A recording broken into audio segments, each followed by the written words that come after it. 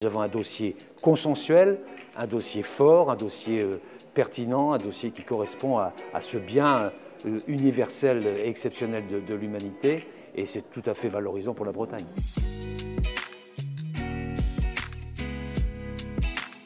C'est un moment important parce que ce dossier touche à sa fin. On formalise quelque part l'engagement des collectivités, dont celui du département du Morbihan. On a la chance d'avoir un travail qui avance, qui aboutit avec l'ensemble des partenaires qui sont très fortement engagés. Il fallait formaliser les choses pour que notre dossier puisse être effectivement déposé et qu'on puisse enfin être classé, tant ce patrimoine et ces mégalithes bretons et morbihanais le méritent.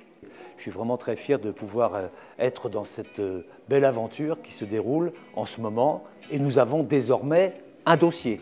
Le dossier de Carnac, le dossier des mégalithes globalement est déposé et j'espère qu'il sera retenu par l'UNESCO l'année prochaine. Écoutez, je suis particulièrement satisfait parce que le dossier est en très bonne voie.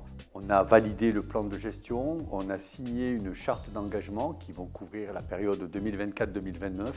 Toutes les planètes, un petit peu comme les mégalithes, sont aujourd'hui bien alignées pour que ce dossier puisse être le dossier de la candidature française au classement de l'UNESCO pour 2024 et nous l'espérons d'ici fin 2025 retenu comme au patrimoine mondial de l'UNESCO. Mon premier sentiment, c'est beaucoup d'émotion.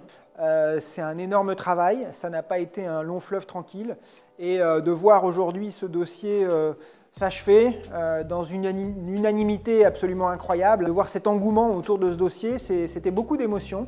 Le sentiment du travail accompli. Voilà, j'ai une équipe au sein de Paysages de Mégalithes qui est formidable, qui a fait un travail extraordinaire. Les gens ne se rendent pas compte, mais un dossier UNESCO aujourd'hui, c'est plusieurs milliers de pages. Il faut la capacité de démontrer la pertinence, la qualité, l'universalité d'un dossier. Il faut être capable de prouver qu'on sait comment mettre en valeur, protéger ces patrimoines. Et j'ai le sentiment du devoir accompli. Un moment comme celui-ci, c'est d'abord un grand moment de satisfaction. Voir autant de maires, autant de collectivités, autant de partenaires se mobiliser pour protéger et valoriser un patrimoine millénaire, c'est vraiment un moment très émouvant pour nous. Et puis c'est surtout la promesse d'une reconnaissance d'ici quelques mois, la reconnaissance d'un travail engagé depuis 10 ans par des scientifiques, par des acteurs culturels, par des élus, par des architectes, pour valoriser ce patrimoine dans lequel vivent aujourd'hui beaucoup d'habitants morbihanais. On sent qu'il se passe quelque chose d'extrêmement fort sur le Morbihan Sud, quelque chose d'extrêmement fort dans le sens où c'est l'union sacrée, à la fois des élus, des services de l'État, à la fois de tous les partenaires, pour porter un projet qui est à la fois scientifique, historique. Et depuis que je suis élu, c'est la première fois que je connais cet événement. Et dire aussi que depuis ma plus tendre enfance, puisque je suis habitant de ce territoire depuis tout le temps, on va réussir enfin ce grand pari, ce beau pari, pour l'intérêt de tous, pour l'intérêt aussi de nos enfants. C'est vraiment un sujet qui passionne. C'est un sujet, je suis en relation fréquente avec des visiteurs, qui passionnent les visiteurs. Et pour l'avenir, évidemment, nous avons en charge de restituer, de livrer ce patrimoine aux générations futures.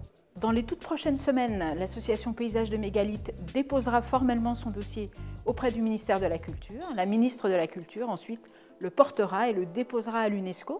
À partir de ce moment-là, donc au début d'année 2024, les experts désignés par l'UNESCO, les experts de l'ICOMOS, mèneront tout un travail d'enquête, d'inspection sur le territoire pour qu'on se retrouve dans l'année 2025 devant un comité UNESCO qui décidera de notre reconnaissance.